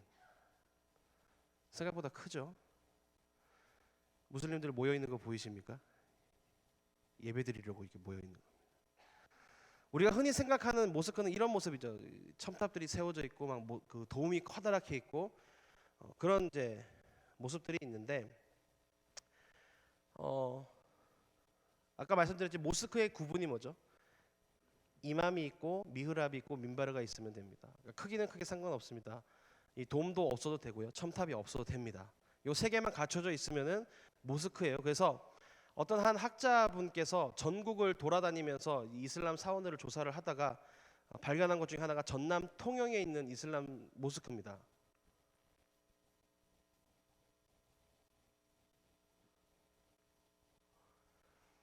지금 사진이 되게 흐려서 좀 그런데 저기 그때 간판 보이시죠?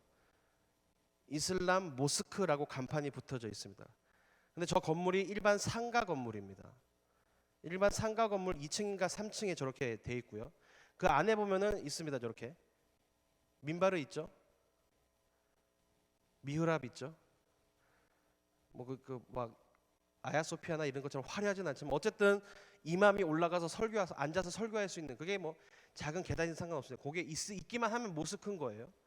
그러니까 우리가 흔히 생각하는 모스크 하면은 그런 모습들으로만 생각을 하면 안 되지 않습니다. 저렇게 막 원룸 건물이나 저런 상가 건물 안에도 그냥 자기 나름대로 이렇게 세워서 여기가 모스크다라고 하고 전국에 이것이 퍼져 있는 거죠. 이게 전국적으로 약 200여 곳이 있습니다. 그래서 지금 이제 이 책자에 나와 있는 거는 좀 옛날 기준이라서 제가 이슬람 사원이 16개고 무살라가 80여 개다라고 기록이 되어 있는데 제가 다시 요거를 이제 책자를 만들고 나서 다시 좀 자료를 찾아보니까 또 더 늘었더라고요. 그래서 이슬람 사이트 가니까 공식적인 사원은 20개, 무살라는 약 120개 정도. 근데 정작 이런 드러나지 않는 것까지 포함하면은 200군데가 넘는 사원들이 전국에 퍼져 있는 거죠. 그래서 2018년 통계를 기준으로 한국의 한국인 무슬림입니다. 한국인, 외국 사람이 아니라 한국 사람, 대한민국 국민인데 무슬림, 이슬람교를 믿는 사람이 6만 명입니다. 그리고 한국에 들어와 있는 외국인까지 포함하면 26만 명의 무슬림들이 이미 한국에 들어와 있습니다.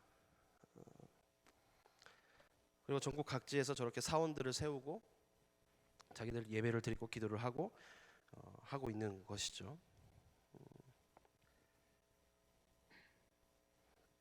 그럼 이제 이슬람 종파별 분류를 한번 좀 간단하게 보겠습니다. 첫 번째 수니파입니다. 책자 4페이지에 보면 수니파 이슬람에서 가장 큰 종파고요. 이슬람교의 전체 80% 이상을 차지하고 있습니다. 그래서 이제 이슬람 교도들도 무함마드의 전통의 사람들이라고 하는 뜻으로 아흐 아스 순나라는 이름으로 통합니다. 그래서 이 수니파는 이제 첫 4명의 칼리프, 이슬람의 전체 가장 총괄 지도자를 칼리프라고 부릅니다. 이 칼리프가 무함마드의 후계자라고 믿습니다. 왜냐하면은 이제 알라가 무함마드의 뒤를 이을 특별한 지도자를 특정하지 않고 그 지도자들이 이제 선출돼서 세워졌기 때문에 무함마드의 후계자라고 믿고요. 일반적으로 이제 이 사람들은 좀 뭐라고 설명해야 되냐? 굉장히 순한 사람들, 표현하면 순한 사람들이죠. 호전적이고 전투적인 사람들이 아니라 굉장히 굳이 표현하면 되게 인간적으로 보면 착한 사람들입니다. 어마어마하게 착한 사람들입니다. 굉장히 다른 사람을 잘 돌보고요, 이웃들을 잘 돌보고 구제도 잘하고 다른 이웃들에게 많이 베풀기도 하고요. 그 이유는 나중에 뒤에 가서 설명을 해드리겠습니다만, 하여튼 전체적인 인구는 이 수니파가 가장 많고요. 두 번째는 이제 시아파인데 문제되는 것은 이 시아파죠. 두 번째로 큰 종파입니다. 책자에는 이제 두 번째 카와즈리파가 나와 있는데 세 번째 시아파가 돼 있는데 이 시아파가 두 번째로 큽니다. 문제는 이 시아파가 호전적인 전투적인 성향을 가장 많이 띠고 있는 종파인 것이죠. 그래서 책자들을 쭉 읽어보시면은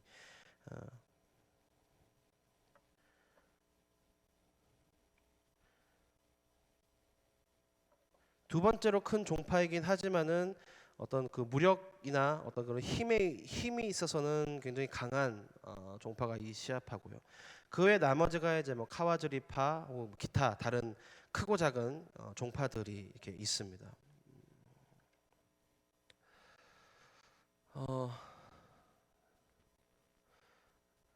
무하마드입니다. 또는 혹은 마호메트라고 부르죠. 굉장히 좀 부리부리하게 생겼는데 이슬람의 주요 용어들을 좀 잠깐 주요 용어들을 한번 살펴보고요.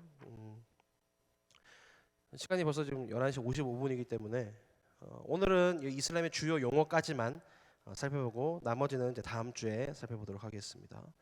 이슬람의 주요 용어들 먼저 무함마드입니다. 이슬람교의 창시자죠. 무함마드 혹은 마호메트, 무함마드 이렇게 부르는데 어쨌든 이 무하마드가 창시자고요. 이슬람 내에서는 알라가 보낸 25번째 예언자, 15번째 사도로 이 무하마드 이후에 예언자나 사도는 없다라고 이야기를 합니다. 그러니까 마지막 사도인 거죠. 이슬람에서 이야기하는 마지막 사도입니다. 그래서 이슬람교의 유일 신인 알라가 보낸 천사를 통해서 아라비아 반도의 사우디아라비아에서 계시를 받았다라고 이야기를 합니다. 근데 이 무하마드가 보면은 이 사우디아라비아의 지도를 보면 메카라고 하는 도시가 있는데 이 메카 부근에 존재했던 약 360여 개의 크고 작은 종족들이 있습니다. 그 중에 쿠라이시라고 하는 부족장이었던 압둘 무탈립의 막내인 압둘라라고 하는 사람이 아버지고요. 그리고 다른 부족 주후라 부족의 부족장의 딸인 아니마라고 하는 사람이 어머니입니다. 그 사이에서 AD 570년에 출생을 합니다. 근데 이 아버지 압둘라가 무역상이었는데 무역을 하다가 그 무역을 하고 돌아오는 길에 강도의 공격을 받고 죽게 됩니다. 죽게 되고요. 무하마드는 5살까지 할리마라고 하는 유모가 키웁니다. 당시에 이제 유모 제도는 유모가 집에 와서 아이를 키우는 게 아니라 아이를 유모집으로 데려갑니다. 유모집으로 데려가서 약 5살, 6살까지 유모가 키우고 다시 집으로 돌려보내는. 그래서 이 무하마드가 이 할리마라고 하는 유모 밑에서 5살까지 자라고 돌아왔는데 집에 돌아와서 얼마 되지 않아서 어머니마저 사망을 하게 됩니다. 죽습니다. 5살, 한 6살 그쯤에 이제 아버지 어머니가 다 돌아가시게 된 거죠. 그래서 할아버지인 압둘 무탈립의 손에서 자라게 됩니다. 근데 이 할아버지도 8살이 되니까 무하마드가 8살 되던 때에 이제 사망을 합니다. 그래서 삼촌인 아부 탈립이라고 하는 사람이 이제 데려와서 키우는데 문제는 이 삼촌이 경제적인 여력이 굉장히 부족했습니다. 돈도 없고 집도 가난했기 때문에 이 무하마드를 제대로 교육을 시키지 못해요. 그래서 성인까지 글씨를 제대로 읽지 못하는 문맹으로 성장을 합니다. 무하마드가 25살이 됐을 때에 당시 그 메카 주변에서 거대한 상인이었던 대상을 운영하던 카디자라고 하는 여인이 있었습니다. 당시에 약 40세 정도의 과부였는데요. 이 카디자 밑에 들어가서 이제 대리 무역을 담당합니다. 그래서 시리아와의 무역을 굉장히 성공적으로 마무리한 다음에 이제 그 모습을 보니까 카디자가 무하마드가 굉장히 일을 잘하고 똑똑하고 이런 걸 보게 돼요. 그러니까 아까도 보셨지만은 어쨌든 마음에 들었나 봐요. 그래서 카디자가 이 무하마드를 청혼을 합니다. 나랑 결혼하자, 결혼 살자. 그래서 40살 과부와 25살의 청년이 결혼을 합니다. 결혼을 해서 이제 결혼 생활을 하는데 안타깝게도 자식 복은 크게 없었다고 해요. 아들을 3명을 낳는데 아들이 3명 다 죽습니다.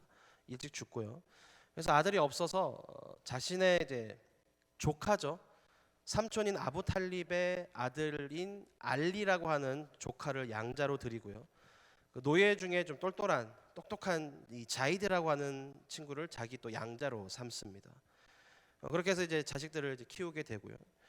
그러니까 이제 이 무하마드가 카디자랑 결혼을 하면서 이제 집에 이제 여유가 있어졌잖아요.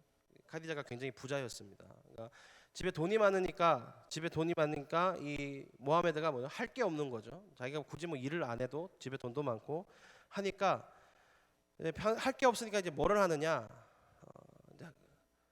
묵상을 합니다. 메카 북쪽에 있는 산으로 히라산이라고 하는 곳에 올라가서 혼자 묵상을 하고 기도하고 한마디로 그냥 백수인 거죠. 백수 한량의 삶을 삽니다. 산에 올라가서 이제 나무도 보고 이제 새도 보고 이제 한적하게 이제 지내다가 먼저 마음에 들면은 거기 굴에 아무데나 굴인데 들어가서 한두 달씩 살기도 하고 그렇게 생활을 합니다. 그러면서 이제 이 무하마드가 관심을 가지는 부분들이 당시 이제 아라비아 반도 안에 여러 사회 현상들, 다신교 상황이나 심각한 빈부격차 등의 어떤 사회적인 문제에 조금씩 이제 관심을 가지기 시작을 합니다. 그러면서 이제 당시에 이제 어떤 사건이 벌어지냐면은 카바 신전이 있습니다. 그 메카 지역에 있는 카바라고 하는 신전이 있는데 그 신전을 짓는데 문제가 생기게 돼요. 카바라고 하는 돌이 있습니다. 까만 돌이 있는데 사우디아라비아 메카에 있는 이슬람 최고의 성지입니다. 근데 이게 메카가 사우디아라비아 지도가 메카가 저기 있죠. 이게 카바 신전입니다. 이거를 이제 어디에 놓을 것이냐를 두고 이제 네 개의 부족이 싸웁니다. 이제 의견의 충돌이 일으키는데 계속 의견이 안 맞으니까 그럼 중재자를 하나 세워가지고 결정을 하자. 근데 당시에 이제 뭐 사회적인 명망, 돈도 있고 뭐 어느 정도 명성도 있고 괜찮은 사람이 누구냐 찾아보니까 이제 마호메트라고 하는 사람이 부각이 된 거죠. 그러니까 이 사람들이 이 부족이 마호메트를 중재자로 세우고 마호메트가 이거를 이제 중재하는 역할들을 하면서 사람들 사이에서 지도자로 이제 급부상하게 됩니다. 이 카바라고 하는 것이 뭐냐면 이제 영어로 하면은 큐브입니다. 큐브. 이 정육면체 이거를 이제 의미하는 건데 메카 하면 떠오르는 거죠. 이게 전체가 이제 카바 신전입니다. 텅 비어 있긴 한데요. 요 가운데 이게 신전이고 전체 이제 딱 신전이 이렇게 있습니다. 뭐 명성에 비하면은 그렇게 큰 편은 아닙니다. 뭐 건축 면적을 보면은 37평, 요 내부는 뭐 한 25평 정도밖에 안 된다 그래요. 근데 전 세계의 무슬림들이 못 가서 안달인 곳이죠. 살면서 무조건 한 번은 가야 되는 성지입니다. 요 빽빽한 거 다 보이시죠? 다 사람입니다. 다 사람입니다. 이거. 요 사진에 보면은 요 흰색 옷은 남자들이고요. 요 검은색 옷들은 여자들입니다. 요 카바 신전의 겉에 둘러진 요 검은 거는 천이에요. 천인데 그 키스와라고 하는 비단 천입니다. 그래서 금실로 이 쿠란의 내용을 이렇게 장식해가지고 이렇게 장식을 해가지고 이 신전을 이렇게 씌워놓은 건데 여기 한번 교체할 때마다 이걸 이제 한 번씩 교체를 하는데 이 천을 교체할 때마다 드는 비용이 약 550만 달러라고 해요. 굉장히 많죠. 환율을 계산을 안 해봤는데 이 실들이 다 금이라서 그렇다고 해요. 이제 금으로 만들어진 천이라서 굉장히 비싸다고 합니다. 근데 이게 왜 카바 신전이라고 부르냐?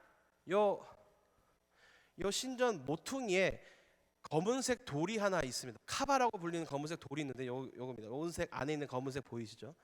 요 돌이 있어서 요거를 카바라고 부르는데요. 검은 돌죠. 이슬람 신화에 보면은 천사인 지브릴이라고 하는 천사가 있습니다. 성경에는 가브리엘이라고 하는 이 지브릴이 아브라함과 이스마엘에게 이 돌을 주었다라고 이야기를 합니다. 그리고 카바 신전의 모퉁이 돌이 되었는데 천사가 줄 때는 흰색 돌이었대요. 흰색 돌이었는데 이 땅에 내려오면서 인간의 죄와 맞면서 검은색으로 변했다라고 이야기를 합니다.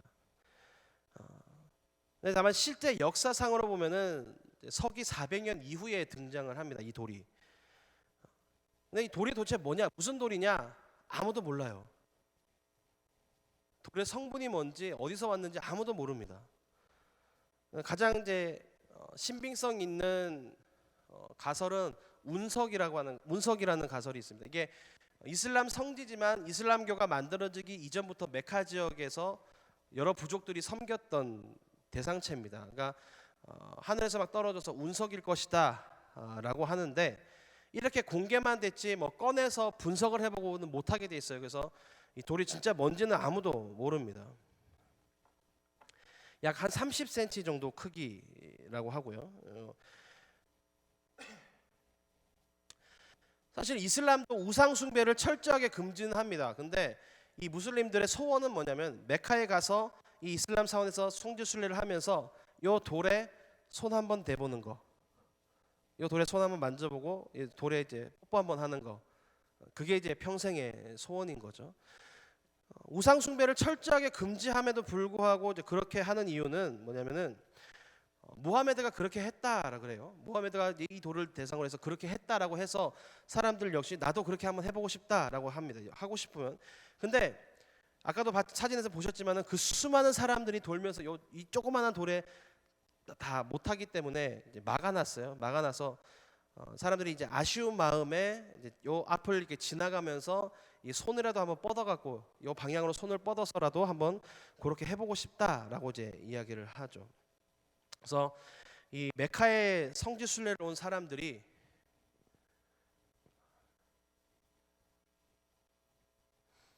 이게 지금 레이저 포인트가 안 돼서 그런데 저 위에 까만 거 네모난 거 보이세요? 저 위쪽에 저게 아까 봤던 그 카바 신전입니다. 그리고 그 카바 신전을 둘러싸고 있는 신전이고 요 위에 지금 여기 보이는 점점점들이 다 사람들이에요. 무슬림들입니다. 다 성지 순례 온 사람들이요.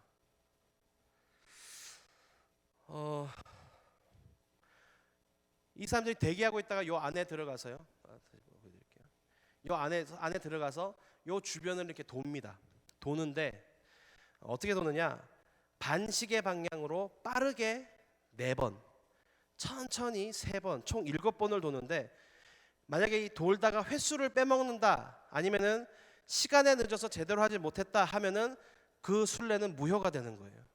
무조건 빠르게 4번, 천천히 3번, 7번을 정확하게 돌아야지 이 규정을 준수해야지 성지순례를 왔다, 성지순례를 완수했다라고 인정을 해줍니다. 그래서 매년 약 200만 명 정도 되는 무슬림들이 와서 순례를 하는데요. 안타까운 것은 사람들이 이렇게 많이 몰리다 보니까 어떤 일들이 벌어지느냐? 압사 사건이 벌어집니다. 제가 이건 일부러 사진 좀 작게 했어요. 시체들입니다. 그렇게 많은 사람들이 몰려서 하다 보니까 눌려가지고 밀려가지고 돌다가 넘어지면 끝나는 거예요. 넘어지면은 뭐 사람도 구조해서 뭐 일어날 틈이 없습니다. 그냥 거기서 깔려서 죽는 거예요. 그러니까 시체들을 모아놓은 겁니다. 그냥 그러니까 매년 200만 명 정도가 성지 순례를 오는데 그 중에 600에서 700명 정도가 죽는다고 해요. 그래서 참 안타까운. 그럼에도 불구하고 일생에 한 번 무조건 성지 순례를 가야 한다라고 이제 이야기를 합니다. 그래서 이제 무하메드가 610년에 40세가 되던 해에 한 산에서 이제 명상하는데 어떤 영적인 존재가 나타났다 그래요. 그래서 나타나서 자기의 목을 조르면서 을퍼라라고 이야기를 했다고 합니다. 이 을퍼라라고 하는 게 아랍어로 꾸란이라고 하는 단어입니다. 그러니까 누가 나타나서 자기의 목을 조르면서 꾸란 3번을 이렇게 얘기했다 그래요. 을퍼라. 그러니까 무하마드가 어이가 없죠. 아니 도대체 뭘 읽으라는 겁니까? 뭘 읊으라는 겁니까? 나는 글을 알지 못합니다라고 이야기를 하니까 그 존재가 이렇게 이야기를 했다고 해요. 창조주가 피 한 방울로부터 사람을 만들었다라고 말하고 먼 하늘로 사라졌다라고 합니다. 이 체험을 한 이후에 이제 무하메드가 정신적인 고통에 시달립니다. 내가 헛것을 봤구나, 내가 좀 이상하게 됐구나 막 해서 귀신 들린 줄 알았대요 자기가. 그래서 집에 돌아와 갖고 막 무서워 갖고 벌벌 떨고 있으니까 이 부인인 카디자가 그 이상하게 여기죠. 아니 한가하게 명상이나 하고 다니고 기도하고 다닌 사람이 갑자기 집에 와서 막 부들부들 떨면서 막 있으니까. 그래서 그러니까 왜냐 이렇게 이유를 물어보니까 이제 이 상황들을 이제 카디자에게 설명을 해주죠. 카디자가 마침 자기 집에 와 있던 자기의 사촌인 와라끼라고 하는 사람한테 이 상황을 설명을 해줍니다. 이 와라끼는 어떤 사람이냐면 이 사람도 이제 상인이었는데 아랍인입니다. 아랍인인데 특이하게 히브리어가 가능했고 헬라어가 가능한 사람이었습니다. 그리고 성경에 대해서 좀 알고 있는 사람이에요. 상인이니까 왔다 갔다 하면서 이제 이스라엘 지역과 상인을 하면서 아마 주고 들은 내용들이 있었겠죠. 성경에 대해서 어느 정도 알고 있던 사람이고. 그러니까 이 와라끼가 들으니까 무하메드가 경험했던 이 체험이 어떤 신의 계시다라고 생각을 하고 이 카디자랑 더불어서 무하메드를 설득하기 시작합니다. 네가 겪었던 게 그냥 귀신 들린 게 아니고 이건 신의 계시다. 너는 가만히 있으면 안 된다. 그래서 이 무하메드를 선지자로 삼아서 신이 너에게 자기의 말을 전하게끔 한 것이다라고 이제 설득을 하기 시작합니다. 그래서 초기에는 이제 무하마드가 자기가 본 게 알라를 본 것이다라고 생각을 했지만 이제 메카에서 이제 그 위쪽에 보면 메디나라고 하는 도시가 있습니다. 메디나로 이제 이주한 이후에 인간은 알라를 볼 수 없다, 신을 볼 수 없다라는 이 유대교의 교리를 따라서 내가 본 게 신이 아니라 천사구나라고 이제 바꾸게 되죠. 생각을 합니다. 그리고 그 천사가 가브리엘이었다, 지브릴이었다라고 이야기를 하죠. 이제 이슬람의 주요 용어 중에 하나가 이제 알라입니다. 알라 신이죠. 알라는 아랍어로 이제 유일신을 호칭하는 말인데 이슬람교에서 이 알라에 대해서 뭐라고 기록하냐면은 단 한 분이시며 영원하시며 성자와 성부도 두지 않고 그분과 대등한 것은 세상에 없다라고 기록을 합니다. 그러니까 이 말은 뭐냐면은 흔히들 이야기하는 게 뭐냐면은 기독교의 하나님과 여호와 야훼와 이슬람의 얘기는 알라는 같은 거를 같은 신을 이야기한다라고 이야기를 합니다. 그러니까 알라 하나님을 이제 아랍어로 이제 알라라고 해서 같은 신이다라고 이야기하는데 이 꾸란의 기록에 의하면 뭡니까? 같은 신 같아 보이지만 전혀 다른 신을 섬기고 있는 구절이라는 것이죠. 그러니까 어떤 사람들이 이야기할 때 이제 이슬람의 알라와 기독교의 하나님은 같은 존재다라고 이야기를 합니다. 근데 전혀 다른 거고요. 자세한 설명은 이제 뒤에 가서도 하도록 하겠습니다. 이 꾸란에 대해서 보면은 이 알라의 계시를 받은 무하마드가 메카에서 12년 정도 설교를 하면서 이 알라의 가르침을 사람들에게 전하고 이제 약 100여 명의 추종자들을 이제 데리고 다니면서 이제 메디나 지역으로 이동해서 또 10년간 이 알라의 가르침을 전합니다. 그래서 총 22년간 계시를 받은 것을 정리한 것이 꾸란입니다. 그래서 이제 총 114장으로 기록되어 있는데 크게 나누면은 세 부분으로 나뉘게 됩니다. 초기는 이제 메카 시대, 메카에서 이제 설교할 때죠. 총 86개의 계시로 되어 있습니다. 내용은 다가오는 천지 종말과 최후 심판에 대한 두려움이 기록되어 있고 현생의 삶에 대한 징벌을 강조합니다. 그리고 중기는 이제 메카에서 메디나로 이제 옮기는 요 시기인데 각각 8개, 메카에서 8개, 메디나에서 8개의 계시가 기록되어 있습니다. 그래서 당시 이제 메디나 지역에 살고 있던 유대인들의 영향으로 이 중기의 기록에 구약에 등장하는 인물들이 등장을 합니다. 그리고 이제 기록되는 문체가 점점 이제 산문화, 설화체가 되죠. 그러니까 쉽게 이야기하면 뭐냐면은 모하메드의 말빨이 증가하고 있었다 하죠. 문맹이었잖아요. 글을 모르는 사람이었는데 이게 메카 시대 86개의 계시를 설교하다 보니까 뭐죠? 사람이 말을 그렇게 많이 하다 보니까 우리가 흔히 얘기하죠. 말빨이 늘었다 하죠. 그러니까 이 설화체 기록도 이제 설화체로 하면서 이제 무하마드의 설화 능력이 증가하면서 현세적 문제에 답을 주는 형식으로 바뀌게 됩니다. 초기에는 최후 심판에 대한 두려움이나 뭐 이런 것들을 기록했다면은 중기에는 현세적인 문제에 답을 주는 형식으로 구성이 되면서요. 후기는 이제 메디나로 완전히 이주를 해서 이 메디나 시대 메디나 지역에서 약 20개의 계시를 증거하는데 이거는 뭐냐면 신정 통치를 위한 법적 율법적 형식 그리고 반유대적인 색채가 강해집니다. 그리고 이슬람의 어떤 예배와 순례 규정, 금기 사항, 혼인 규정, 사회 규례가 약간 법적인 부분이죠. 헌법과 같이 법적인 부분들이 강화돼서 기록이 됩니다. 그래서 이 꾸란 자체를 보면은 이 문학적인 가치로 보면은 거의 기적입니다. 왜냐하면은 무하마드가 이제 문맹이었잖아요. 글을 전혀 알지 못하는 사실로 볼 때에 거의 기적에 가까운 책이고요. 이 꾸란은 오직 아랍어로만 해석을 해야 됩니다. 아랍어로만. 그러니까 다른 나라 말로 번역된 거는 해설서라고 해서 꾸란의 권위를 인정하지 않습니다. 그 책은 코란으로서의 권위가 없고 그냥 해설한 해설책이다. 오직 아랍어로만 기록해야 꾸란의 그 종교적인 그리고 영향력이 있다라고만 인정을 하게 되죠.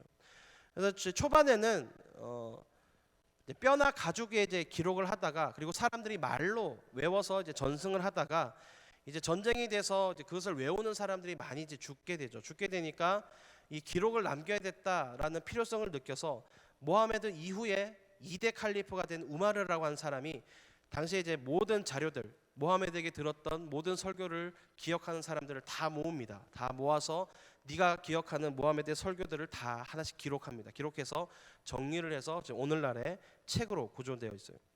만들어지게 되고요. 그래서 이 꾸란의 구조를 보면은 전체 114장 구절 수로 보면은 6,229절입니다. 단어 수로 보면 약 78,000개의 단어로 구성되어 있는데 내용은 양은 대략 신약 성경과 비슷한 분량입니다. 성경은 전체 66권이고 약 12,000구절로 이루어져 있죠. 신약 성경과 약간 비슷한 분량이고요. 근데 이 꾸란을 보면은 이 성경처럼 어떤 이야기 형식으로 이렇게 되어 있는 것이 아니라서 굉장히 재미없는 책입니다. 소위 쉽게 얘기하면 굉장히 재미없는 책이고요. 매 장을 동일한 구절로 시작을 합니다. 참으로 은혜로우시고 자비로우신 알라의 이름으로라는 문장으로 시작을 합니다. 그래서 1장 꾸란의 가장 첫 번째 장을 제외하고서는 주로 이제 양이 많은 순서대로 이제 배열을 해서 만들었기 때문에 어떤 성경처럼 연대기적인 차례나 어떤 주제의 흐름이 없습니다. 그냥 중구난방성으로 되어 있고요. 초반의 계시들은 굉장히 짧은 계시예요. 수수께끼 같은 말이 해설이 되어 있는 게 아니라 좀 수수께끼 같은 말이 많이 기록되어 있습니다. 그래서 꼭 이제 아마 그래서 아랍어로만 설명을 하고 기록된 것을 인정하는 것이 아닐까라는 생각을 해보기도 합니다. 그럼 우리가 이제 의문사항을 가지게 되는 게 과연 그러면 이 꾸란은 과연 신의 계시인가라는 거죠. 당연히 이제 아닙니다. 사탄의 속임수고요.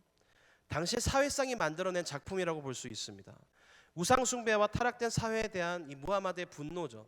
무하마드가 아까 말씀드렸지만 사회적인 현상에 대해서 관심이 많았다고 했잖아요. 빈부격차, 어떤 사회적인 현상들에 대해서 분노하고 거기에 대해서 관심이 많았기 때문에 사회 개혁을 위한 무하마드가 거기에 분노를 해서 내가 이 중동 이 아랍 사회를 좀 잘 개혁을 해보고 하겠다 해서 이 사회 개혁을 위한 그래서 만들어진 책이다라고 이제 생각이 됩니다.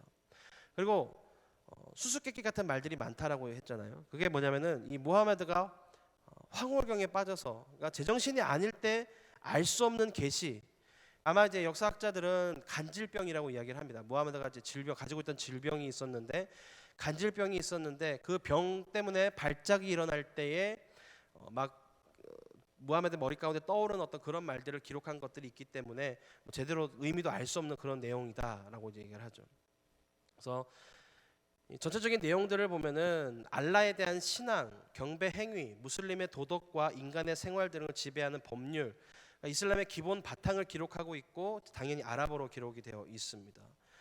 재미있는 사실은 이 무하마드가 젊은 시절에 이제 카디자의 무역을 이제 대신하면서 어울렸던 유대인들이 있습니다. 네스토리안 유대인들이 있었는데 그들에게서 성경 이야기를 굉장히 많이 들었습니다. 구약 성경 이야기를 굉장히 많이 듣고 그래서 또 메디나 지역, 메디나라고 하는 도시에도 유대인들이 굉장히 많이 살고 있었다고 합니다. 그러니까 그들로부터 이제 영향을 받아서 이 꾸란의 내용을 보면은 60%가 구약 성경, 약 7%가 신약 성경과 비슷한 내용들이 있습니다. 아마 이제 유대인들에게 들었던 내용들 그런 이야기들이 이제 포함이 됐겠죠. 그래서 무슬림들은 이제 이 꾸란을 그 명칭의 원어대로 읽고 암송하는 것으로 알고 이제 하루 5번 기도합니다. 정해진 시간에 하루 5번 메카를 향해서 기도를 하는데 기도를 하는 동안 17번, 최소 17번 이 꾸란을 암송을 하면서 기도를 한다고 합니다. 그러니까 굉장히 권위를 인정하는 거죠. 그 꾸란에 대한 권위를 인정하면서 그 꾸란을 굉장히 많이 믿고 따르고 있다라고 볼 수 있습니다.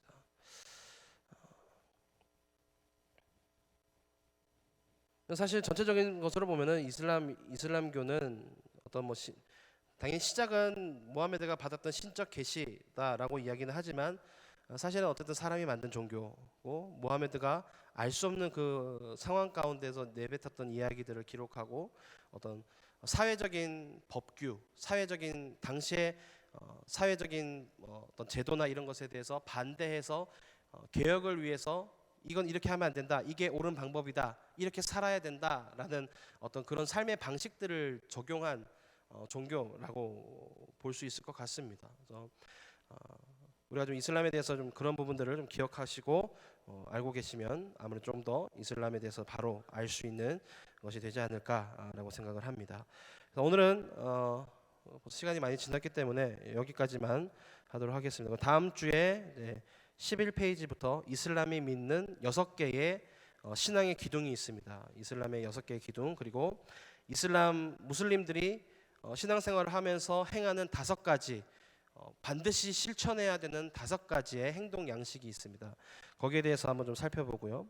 그리고 기독교와 이슬람에서 이야기하는 예수님에 대해서 어떻게 유사한지 어떤 점이 다른 것인지 그래서 이슬람에 대해서 그렇게 하고 우리가 이슬람을 어떻게 대처해야 할 것인가에 대해까지 한번 얘기를 나눠보도록 하겠습니다. 기도하겠습니다.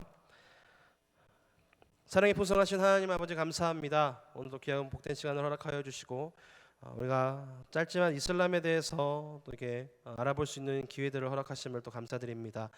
우리의 삶 가운데 이미 널리 퍼져 있는 이 이슬람에 대해서 우리가 단지 무지하게 또 무시하고 모른 채 넘어가는 것이 아니라 이 이슬람에 대해서 우리가 다시 한번 경각심을 가지고 또 알고 바로 알고 이슬람이 무엇인지 어떤 것인지를 제대로 알고 하나님 우리가 믿음 가운데 잘 대처할 수 있도록 하나님 우리에게 지혜를 주시고 힘을 더하여 주시고 능력을 더하여 주시옵소서. 앞으로 남은 시간들 또 함께 이슬람에 대해서 나눌 때에 하나님께서 또 힘 주시고 또 지혜 주셔서 또 많은 것들을 또 나눌 수 있는 좋은 기회가 될 수 있도록 하나님께서 인도하여 주시옵소서. 감사합니다. 사랑합니다. 살아역사하시는 예수 그리스도 이름으로 기도드립니다. 아멘.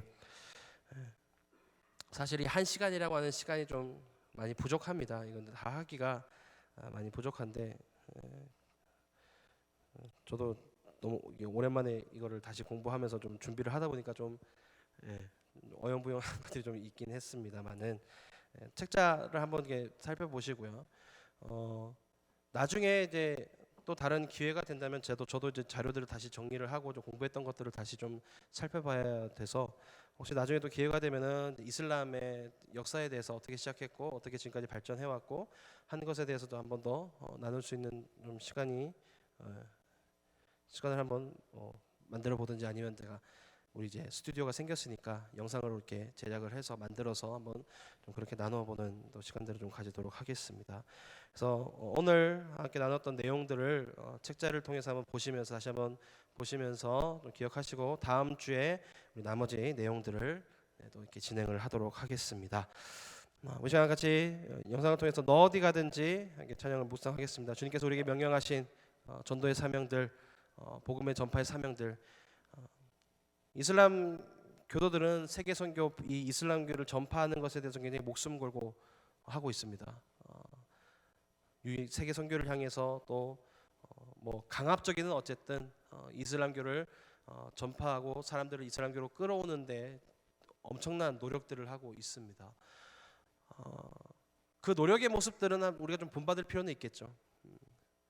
우리도 복음을 증거하고 복음을 전파하는데 우리가 얼마나 우리의 힘을 많이 쏟고 있는가, 얼마나 우리의 집중을 하고 있는가에 대해서 다시 한번 돌아보면서 우리가 어디에 가든지 주님 말씀에 순종해서 주님께서 맡겨주신 사명들을 감당하겠습니다. 함께 믿음으로 고백하면서 우리 함께 찬양 드리겠습니다. 너 어디 가든지 순종하라.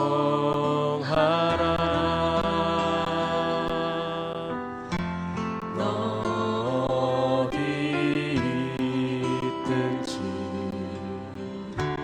충성하라.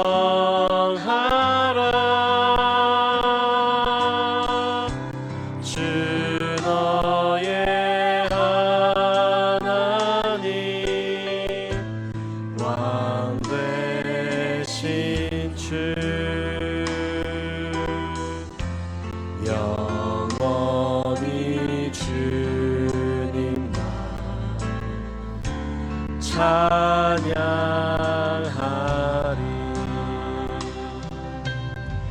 다시 일어나서 찬양합니다. 어디 가든지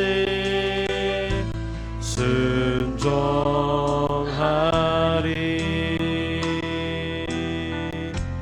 나 어디 있든지 충성하리. 주 나의 하나님 왕 되신 주 영원히 주님만 찬양하리. 이 시간 함께 마지막으로 한번 기도할 때 하나님 우리가 온전히 주님만을 바라보며 주의 말씀에 순종하고 이 말씀을 증거하고 전파하는 삶이 되게 하시고 늘 깨어서 하나님 주의 말씀을 반대하고 주님을 핍박하고 공격하는 이단과 다른 종교들에 대해서 우리가 바로 알게 하시고 깨어서 하나님 우리가 이 복음을 수호하고 진리를 전파하며 말씀을 증거하는 삶이 되게 하여 주시옵소서. 우리 합심으로 함께 소리 내어 기도하겠습니다.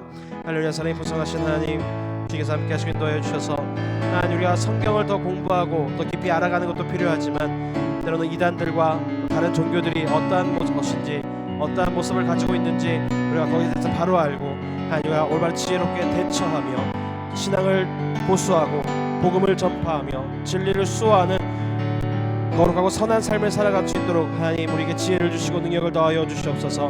하나님 짧은 시간이지만 부족하지만 하나님 이슬람에 대해서 우리가 알아가는 시간들을 가집니다.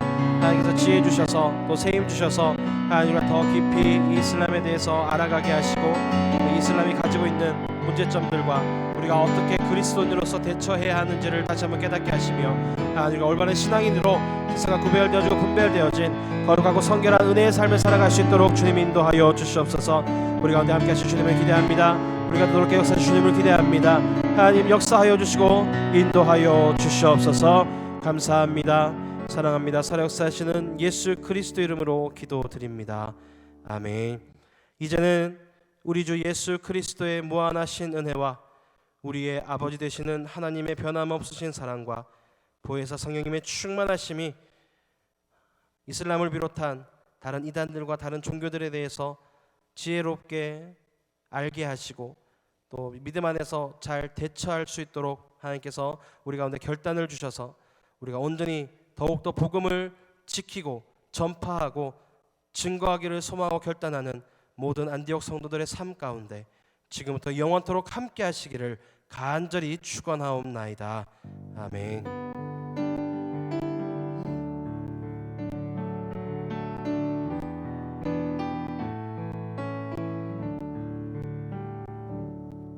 우리 옆에 있는 분에게 다시 한번 이렇게 인사하겠습니다. 복음을 증거하며 삽시다. 우리의 복음의 전파의 그 모습들을 통해서 많은 영혼들이 우리 안디옥 교회로 나올 것을 우리가 믿음으로 소망하고 바라보면서 우리 힘차게 안디옥 교회로 함께 찬양하시면서 저희께 돌아가시겠습니다. 은혜와 진리가 충만한 곳 포항 안디옥 교회 생명의 생수가 샘솟는 곳 우리의 안디옥 교회로 또 come 안디옥 교회로 풍성한 말씀의 숲으로 평강과 축복이 넘치는 곳 사랑의 안디옥 교회로 예배를 마쳤습니다. 찬송하시면서 자유롭게 돌아가시기 바랍니다. 안디옥 교회 생명의 생수가 샘솟는 곳 우리의 안디옥 교회로 오 come 안디옥 교회로 풍성한 말씀의 숲으로 평강과 축복이 넘치는 곳 사랑의 안디옥 교회로